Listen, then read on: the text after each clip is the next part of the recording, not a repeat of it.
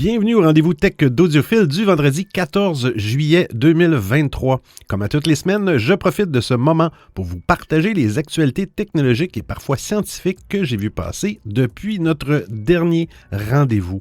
J'espère que vous avez eu une belle semaine. Ici, au Québec, oh là, ça a été dur. C'était une année dure, hein, les feux de forêt qui ne semblent pas encore... je sais pas, ça n'a pas de fin. Et des pluies diluviennes, hein? Il y a des endroits où il y a eu, l'équivalent d'1 mois et même plus de pluie qui est tombée en quelques heures dans une nuit. Alors, il y a des glissements de terrain. Il y a même eu des personnes là, qui sont parties avec avec un glissement de terrain. C'est tragique, hein? C'est ça les changements climatiques, malheureusement. On ne fait plus que d'en parler, on le vit maintenant, hein? On est rendu en plein dedans. Écoutez, on commence ça tout de suite avec la première actualité. Bon épisode!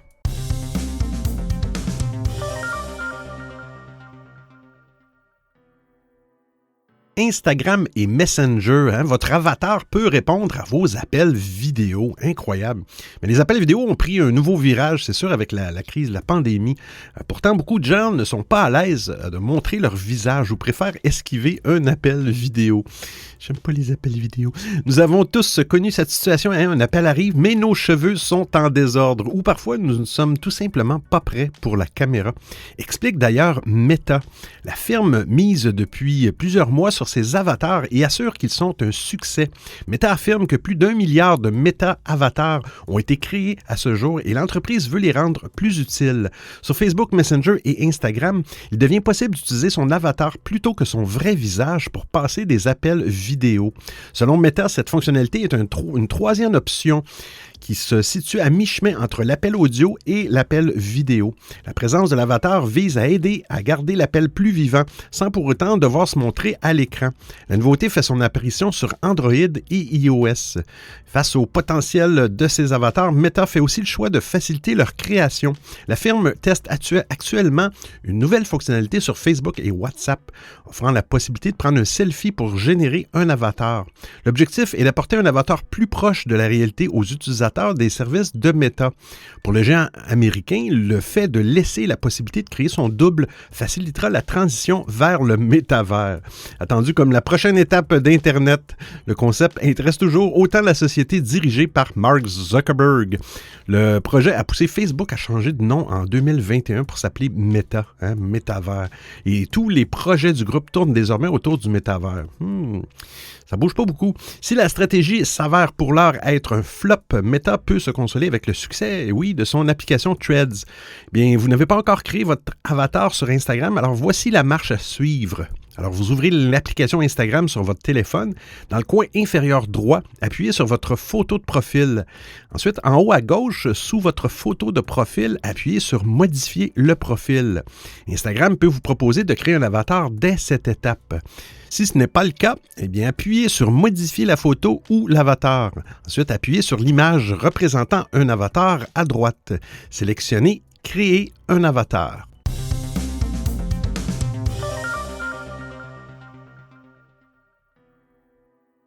La Chine lance son propre système d'exploitation. OpenKillin est le premier système d'exploitation open source développé par la Chine dans une démarche claire d'émancipation vis-à-vis des géants technologiques étrangers. Contrairement au système d'exploitation Windows ou macOS, dont le code est tenu secret, OpenKillin offre à ses utilisateurs un accès complet au code du logiciel, leur permettant de modifier selon leurs besoins. Cette transparence dans un contexte de tension géopolitique croissante avec les États-Unis renforce le sentiment de sécurité de la Chine. Ce système est conçu sur la base du populaire système d'exploitation libre Linux, confirmant ainsi la volonté de la Chine de se libérer de l'emprise des systèmes propriétaires. Selon les médias d'État chinois, des versions précédentes du logiciel ont déjà été déployées sur les ordinateurs de certaines structures gouvernementales. Jusqu'à présent, en dépit de nombreuses tentatives, la Chine n'avait pas réussi à créer son propre système d'exploitation pouvant rivaliser avec Windows, qui reste largement prédominant sur le marché marché chinois. La mise en place d'OpenKillin, qui a déjà été testée dans le cadre de missions spatiales telles que Change, les missions lunaires, et Tiawen, les missions martiennes, marque un tournant important dans le domaine technologique chinois. En plus de sa contribution à l'indépendance technologique, OpenKillin est censé proposer aux utilisateurs chinois une solution plus sécurisée et flexible. C'est en tout cas un pas important vers une plus grande autonomie dans tous les secteurs, de l'alimentation à la technologie. La nature open source d'OpenKillin est de nature à améliorer l'OS puisque les utilisateurs peuvent, s'ils le veulent, contribuer en y ajoutant des fonctions ou en corrigeant des bugs. Le système d'exploitation chinois s'inscrit dans un contexte plus large dans lequel les autorités promeuvent l'autonomie informatique. Par ailleurs, le gouvernement a mis en place des équipes de surveillance pour pousser fortement les entreprises à s'équiper majoritairement avec du matériel chinois, en particulier dans le domaine de l'automatisation et de la robotisation. La Chine a déjà cadenassé Internet, à tel point que les internautes du pays sont confinés dans une sorte d'intranet géant scruté de très près. Avoir à disposition son propre système d'exploitation n'est donc une étape supplémentaire.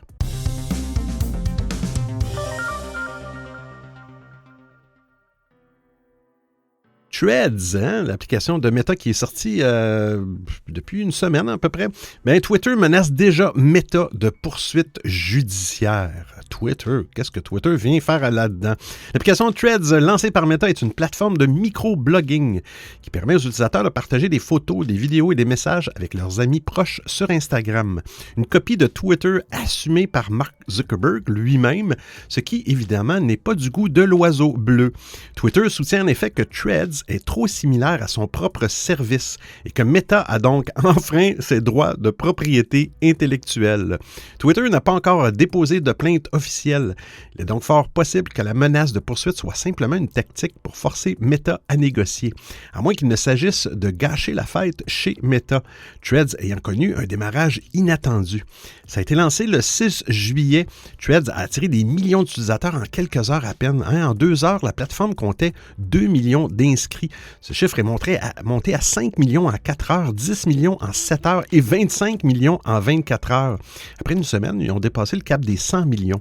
Pourtant, Threads n'est pas disponible partout dans le monde.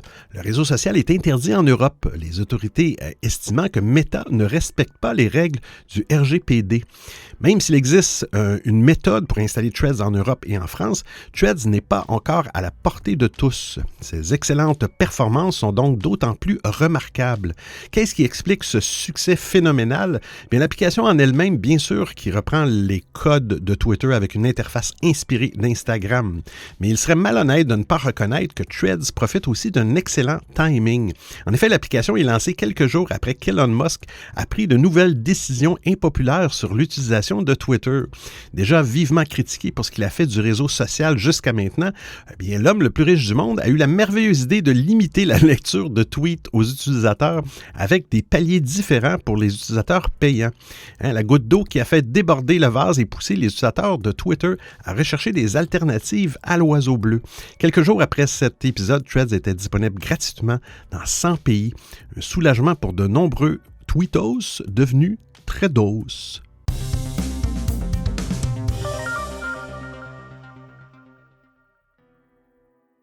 Parle toujours de Threads qui va faire le plein de nouvelles fonctionnalités.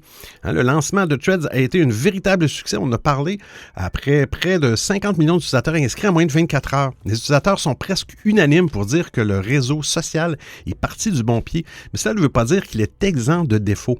Si certains considèrent la modération des contenus à caractère sexuel trop stricte, c'est surtout le manque de certaines fonctionnalités clés qui est reproché par de nombreux internautes. Exemple, ça ne permet pas de filtrer ce qui vous est présenté dans votre fil d'actualité.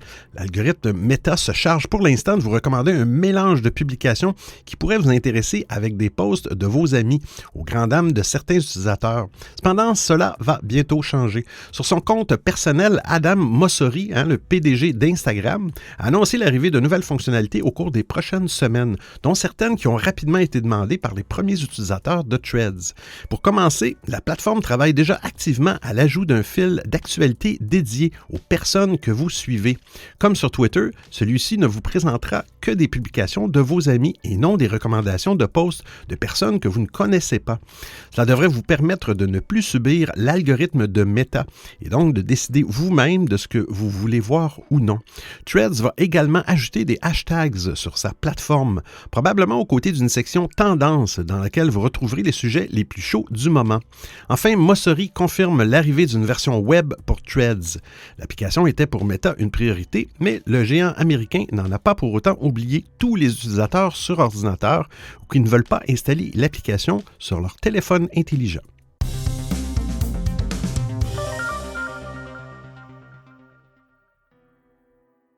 Blue Sky annonce son premier service payant.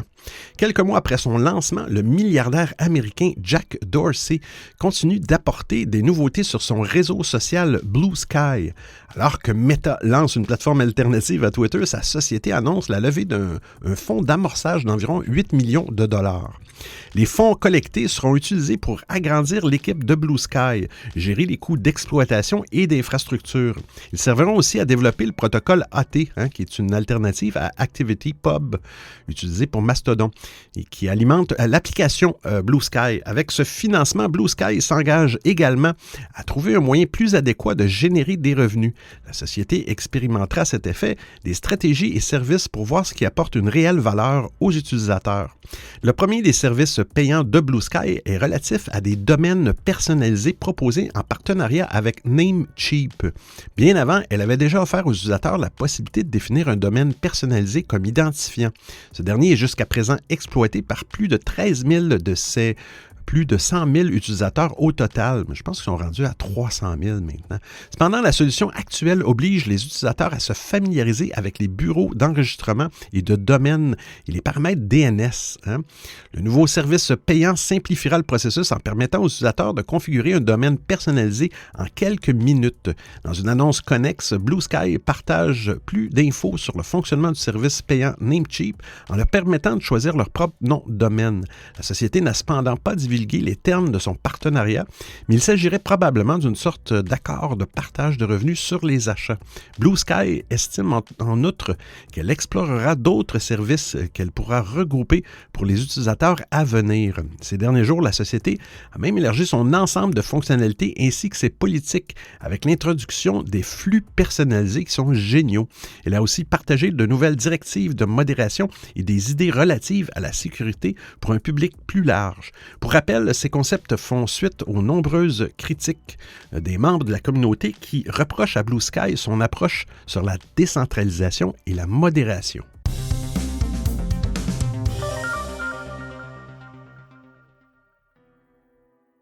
Twitch se met aux stories. Twitch est certainement une des applications les plus populaires du moment, avec de nouveaux records qui ne cessent d'être établis. Mais malgré ce succès d'ampleur, l'application était encore à la traîne sur certaines fonctionnalités, comme les stories. Qui n'a pas, en 2023, de stories à proposer sur sa plateforme? Depuis qu'Instagram a repris le concept de Snapchat, la fonctionnalité permettant de produire du contenu éphémère n'a pas cessé de faire des émules jusqu'à finalement débarquer dans des applications pourtant tournées vers la confidentialité, à l'image de Telegram. Il y avait cependant bien un élève manquant dans la classe. Twitch, l'application de streaming vidéo préférée des gamers, ne disposait jusqu'à aujourd'hui pas de cette option. Et puis, mais les choses vont changer. La société américaine a en effet profité de l'occasion du TwitchCon, dont la dernière édition en date était organisée dernièrement à Paris, pour annoncer le déploiement de cette fonction au mois d'octobre prochain. L'option permettra, comme ailleurs, de partager du contenu audio et vidéo, avec la possibilité, là encore, de restreindre l'accès aux seuls followers du compte. Mais si l'on a d'abord et avant tout entendu parler de cette nouveauté qui est devenue quasi universelle au point de se retrouver un temps sur LinkedIn, elle n'est pas la seule à avoir été présentée. Twitch va en effet mettre en place de nouveaux paramètres qui donneront plus de contrôle et de visibilité aux créateurs de contenu. Il leur sera ainsi possible de poser précisément le moment où ils veulent que les publicités apparaissent durant leur live. C'est bien. Ils pourront aussi déplacer cette même coupure publicitaire si jamais elle devait finalement survenir à un moment intéressant ou important du live. De quoi satisfaire la communauté des streamers.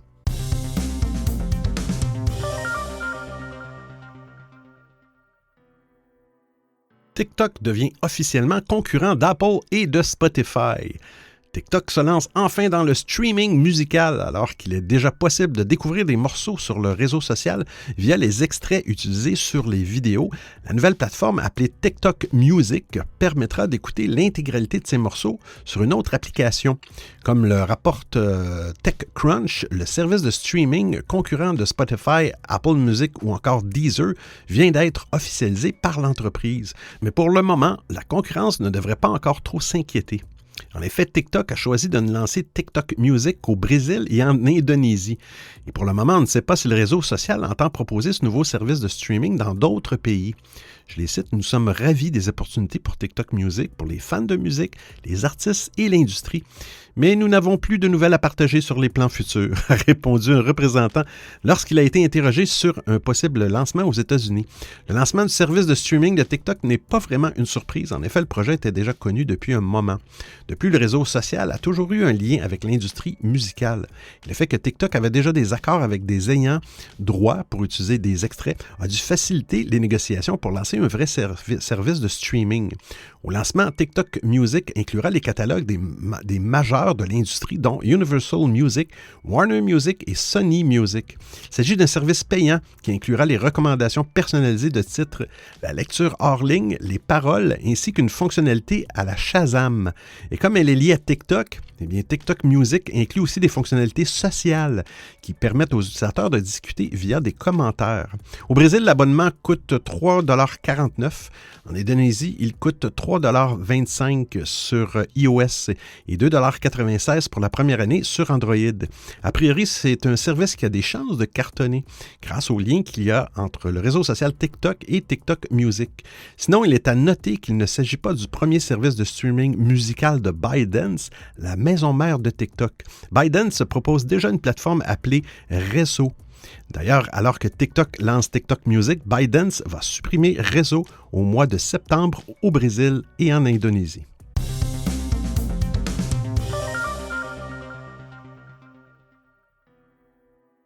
Tesla, on sait pourquoi certaines voitures accélèrent toutes seules. Les témoignages de propriétaires d'une Tesla accusant leur voiture d'avoir accéléré toute seule et causé un accident sont de plus en plus nombreux. Les responsables de la marque et l'Agence américaine de la sécurité routière ont tout d'abord imputé tous ces événements à une erreur d'origine humaine. Les conducteurs se seraient emmêlés de pédales. Affaire classée donc? Pas vraiment, parce que le bureau américain chargé d'étudier les défauts de fabrication a reçu des documents qui démontrent que le problème pourrait bien venir d'un problème électrique dans les Tesla. En effet, l'Office of Defects Investigation a reçu le 29 juin dernier des explications probantes aux pics d'accélération apportés par des propriétaires de voitures Tesla. Documents soumis avec la pétition demandant à rouvrir l'investigation clament que des demandes intermittentes de courant électrique élevé sur les systèmes 12 volts des véhicules peuvent avoir causé tout ou en partie des incidents. La pugnacité d'un ingénieur américain a rajouté cette importante pièce au dossier. À en croire les pétitionnaires, toutes les Tesla sont sujettes à des accélérations soudaines et involontaires. Il appelle ça des SUA en jargon d'experts. Il est donc urgent de rouvrir le dossier avant que ce phénomène ne fasse de véritables victimes. Dans les papiers remis aux autorités, les experts démontrent que l'accélération involontaire peut avoir été causée par des pics de tension négatives qui sont enregistrés comme une pédale complètement enfoncée. La mauvaise interprétation de ces données a fait croire à Tesla et aux enquêteurs de la NHTSA qu'il n'y avait pas eu de défaillance matérielle ou logicielle. Selon les plaignants, le problème peut être résolu d'une façon très simple, puisqu'une simple mise à jour logicielle de la routine d'étalonnage suffirait à faire disparaître ces pics d'accélération. Vous écoutez le Rendez-vous Tech d'Audiophile. Des cimetières de voitures électriques neuves. La domination chinoise sur le marché des voitures électriques repose-t-elle sur un mensonge? Eh bien, Winston Sterzel, plus connu sous le pseudonyme de Serpenza sur YouTube, a révélé dans une récente vidéo l'existence d'immenses terrains jonchés de milliers de voitures électriques chinoises abandonnées. Ces cimetières de voitures se trouvent à Hangzhou, capitale de la province de Zhejiang, dans l'est de la Chine. Parmi les modèles laissés à l'abandon figurent des véhicules des constructeurs Geely, Neta et BYD. Recouverts de poussière et envahis par la végétation, ces véhicules semblent pourtant neufs, leur habitacle immaculé et leurs écrans encore brillants. Selon Serpenza, ces constructeurs automobiles enregistreraient ces voitures comme vendues pour gonfler artificiellement leurs chiffres de vente. Ils obtiendraient ainsi des subventions gouvernementales et attirerait des investissements. La stratégie, si elle s'avère exacte, pourrait aussi aider à expliquer les chiffres de vente impressionnants des constructeurs chinois. Les véhicules abandonnés pourraient appartenir à Microcity, un service de partage de voitures qui a fait faillite, comme le rapporte le People's Daily Journal d'État chinois. Le fait que plusieurs entreprises de location de voitures aient échoué à la même époque en Chine pourrait expliquer l'existence de ces cimetières de voitures.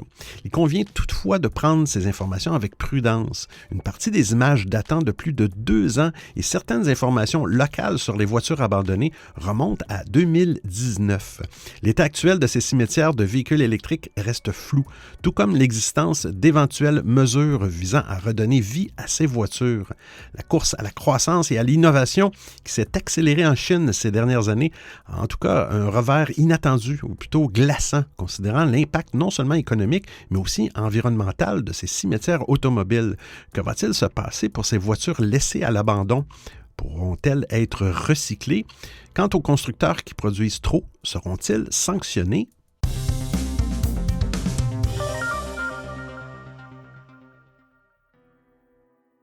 À cause d'un emoji, il doit payer 56 000 €. Comme l'explique le Washington Post, il s'agit d'une affaire opposant le fermier Chris Hatcher et une coopérative qui achète ses produits. En pleine pandémie, cette coopérative a cessé d'envoyer des personnes se rendre chez les fermiers et à la place menait des négociations via les outils de communication en ligne.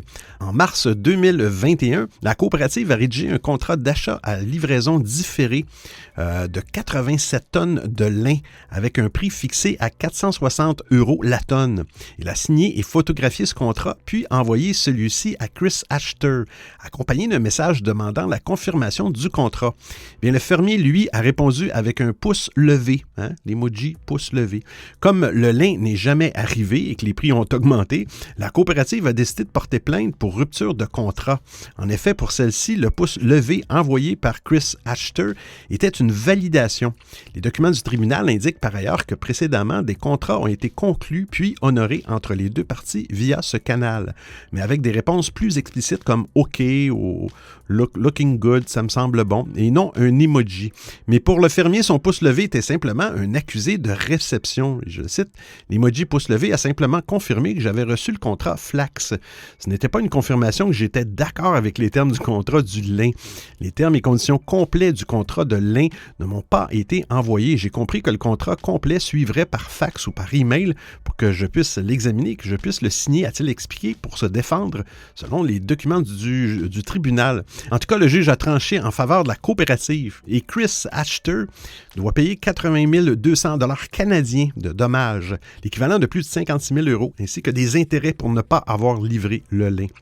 Je cite, à mon avis, un spectateur raisonnable connaissant tout le contexte en viendrait à la compréhension objective que les parties étaient parvenues à un consensus sur un point, une rencontre des esprits, tout comme elle l'avait fait à de nombreuses autres occasions, écrit le juge.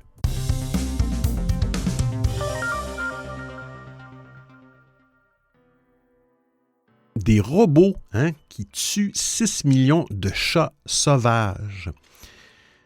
Oh là là, comme le rapporte RFI, des robots mortels s'apprêtent à être déployés sur 5 ans pour éliminer 6 millions de chats en Australie.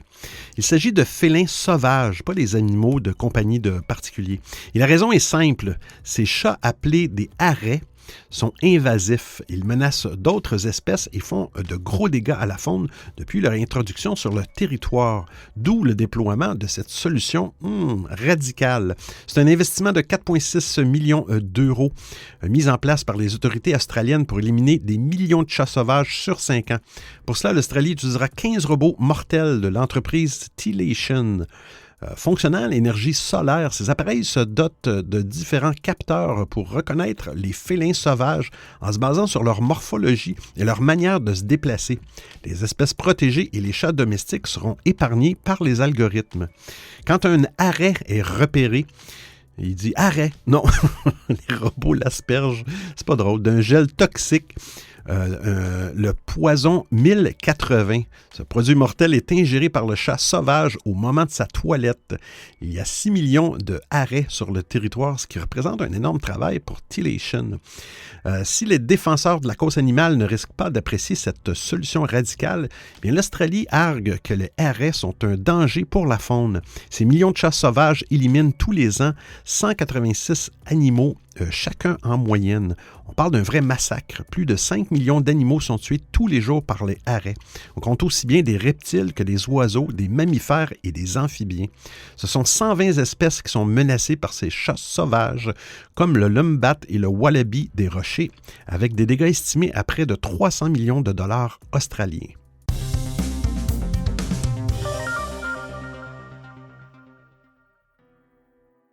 Une collision catastrophique des satellites de Starlink semble inévitable. Bien, dans son rapport remis à la Commission fédérale des communications, Starlink explique que sur la période courant du 1er décembre au 1er mai dernier, l'ensemble de son réseau de satellites avait dû effectuer un total de 25 000 manœuvres pour éviter des collisions en orbite.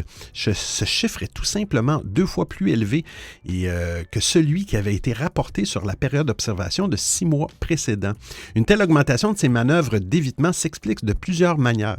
D'abord, l'entreprise continue d'envoyer régulièrement des satellites en orbite pour développer toujours plus son réseau et chacun d'entre eux augmente le risque de collision avec un autre objet. Mais un autre facteur inattendu entre en considération, la Russie.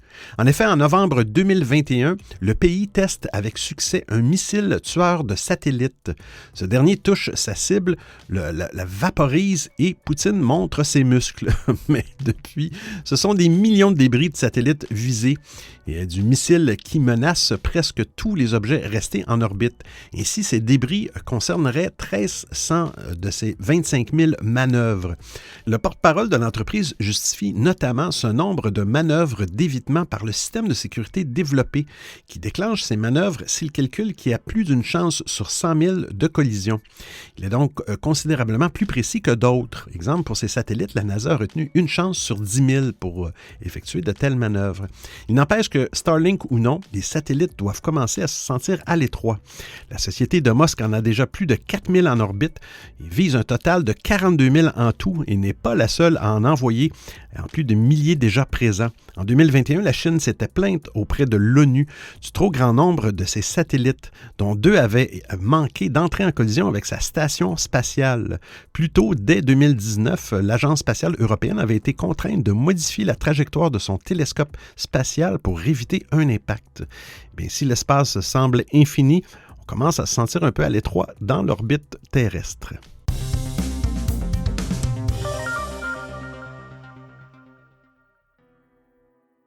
Un casque de vélo que l'on range dans sa poche. Vélo ou trottinette électrique, ces moyens de transport doux ont la cote. À raison, effectivement, ils sont plus respectueux de l'environnement, vous évitent de subir les transports en commun bondés ou les embouteillages aux heures de pointe. Ils vous permettent même de gagner du temps. Pour slalomer dans les villes en toute sécurité, le port du casque est nécessaire. Pourtant, beaucoup d'utilisateurs prennent la route sans cet incontournable. Généralement, le casque est encombrant lorsqu'on ne le porte pas. Mais cela n'est pas une raison pour négliger sa sécurité. Bonne nouvelle, de nombreuses entreprises ont conscience de cette problématique et ont des idées plein la tête. C'est le cas des startups Inflaby et Bumper qui ont chacun imaginer ces casques gonflables qui peuvent se plier pour être rangés dans votre poche. En Allemagne, Inflaby travaille sur un casque capable de gonfler, de dégonfler pour accompagner tous les utilisateurs où qu'ils aillent. Résistant et facilement transportable, ce concept n'en est qu'au stade de prototype à l'heure actuelle. Mais le tout est déjà breveté. Le casque combine plusieurs chambres à air qui assurent une bonne protection de la tête en cas de chute lorsqu'elles sont gonflées. Selon Inflaby, ce casque ultra pratique est plus résistant qu'un casque traditionnel en mousse. Effectivement, le concept pourrait absorber jusqu'à 4 fois plus de choc. Ainsi, ce casque peut s'adapter à la taille de la tête du cycliste. Lorsqu'il est dégonflé, le casque se glisse dans n'importe quel sac ou n'importe quelle poche. De ce fait, votre casque est toujours avec vous pour toujours plus de sécurité. De son côté, la start-up française Bumpair travaille également sur un casque gonflable. Si l'idée est la même, la proposition est légèrement différente. Cette fois, l'entreprise utilise la technologie brevetée Inflate. L'air en pression est emprisonné dans une structure textile ultra résistante.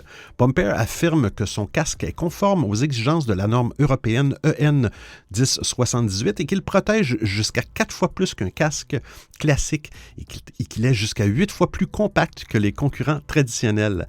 Lauréat du prix Innovation Sécurité routière 2022, le casque Bumpair 2.0 est en cours de développement et sera disponible pour 255 € quand même. Avec de telles innovations, vous n'avez plus d'excuses pour sortir sans casque à vélo ou en trottinette. La sécurité avant tout, surtout si le casque devient plus transportable que jamais.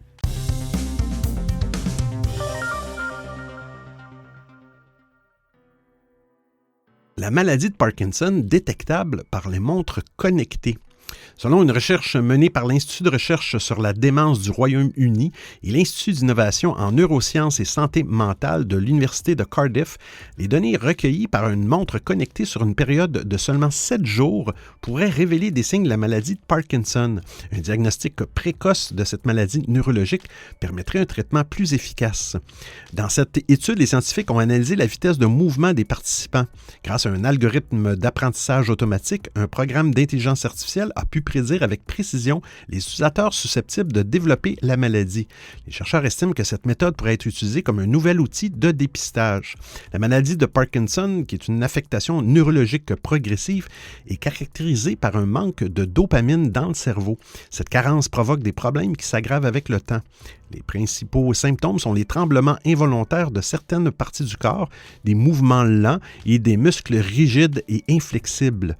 Il peut également y avoir des symptômes psychologiques tels que la dépression, la perte d'odorat et des problèmes de mémoire. Eh bien, je cite, « Les données de montres connectées sont facilement accessibles et peu coûteuses », explique la chef de l'étude Cynthia Sandor.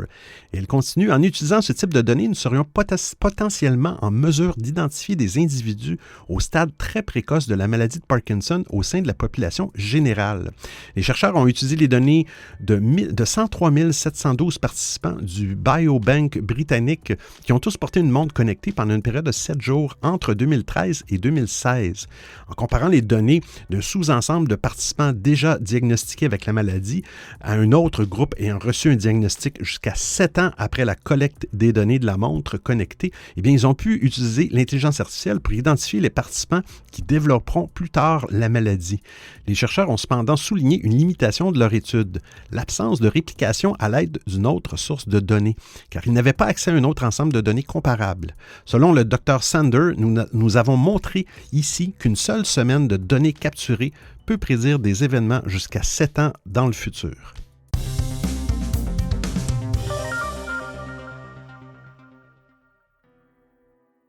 Le monde, mieux dirigé par des robots?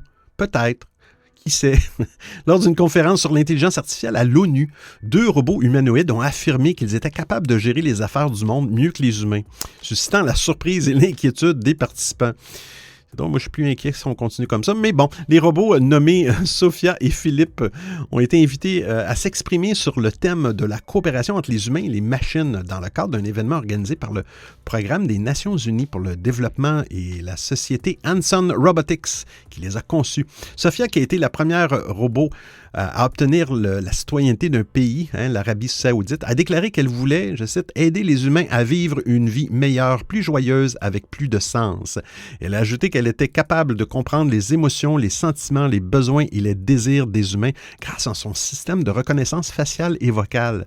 Elle a ensuite ajouté « Nous n'avons pas les mêmes préjugés et émotions qui peuvent parfois obscurcir la prise de décision et nous pouvons traiter rapidement de grandes quantités de données afin de prendre les meilleures décisions. » Bien, il y a un autre robot qui s'est montré un brin plus provocateur. Il a affirmé qu'il était plus intelligent, plus rapide et plus fort que les humains et qu'il pouvait apprendre de ses erreurs et s'améliorer. Il a ensuite lancé un défi aux humains. Si vous pensez que vous pouvez faire mieux que moi, bien, prouvez-le, sinon laissez-moi prendre les commandes. Eh bien, les propos des robots ont provoqué des réactions mitigées parmi les participants de la conférence. Certains ont applaudi leur performance, saluant leur capacité à tenir une conversation naturelle et à exprimer des opinions. D'autres ont manifesté leur scepticisme, voire leur crainte face à ces machines dotées d'une personnalité et d'une ambition propre. Le débat sur les risques et les opportunités de l'intelligence artificielle est de plus en plus vif dans le monde. De nombreux experts et personnalités comme M. Musk ou le créateur de ChatGPT ont alerté sur le danger potentiel d'une intelligence artificielle supérieure à celle des humains, qui pourrait échapper à leur contrôle et menacer leur existence. D'autres, comme Mark Zuckerberg ou Sundar Pichai, ont mis en avant les bénéfices de l'intelligence artificielle que l'intelligence artificielle pourrait apporter à l'humanité, notamment dans le domaine de la santé, l'éducation et de l'environnement. L'ONU a récemment créé un groupe d'experts sur l'intelligence artificielle chargé de formuler des recommandations pour assurer un développement éthique et responsable de cette technologie. Le groupe devra notamment se pencher sur les questions de la protection des droits de l'homme, de la sécurité, de la transparence et la gouvernance. En Europe, l'Union européenne a lancé un grand plan d'encadrement de l'IA. Un projet de loi est en cours de création pour une adoption rapide face à l'urgence de la situation.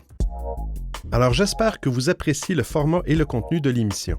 Si vous avez des suggestions d'actualité, des commentaires, vous voulez m'envoyer un message audio ou simplement me payer un café, eh bien c'est très simple. Vous trouverez tous les liens sur www.audiophile.com. Il y a même une section nommée Docu, le rendez-vous tech d'Audiophile intégral avec l'ensemble des références web ou liens URL. Et je vous remercie de m'avoir prêté vos oreilles pendant l'écoute de cet épisode. Et c'est terminé pour aujourd'hui. Je vais aller attendre les fameuses tempêtes, la veille d'orages violents et les tornades qui sont annoncées dans mon coin.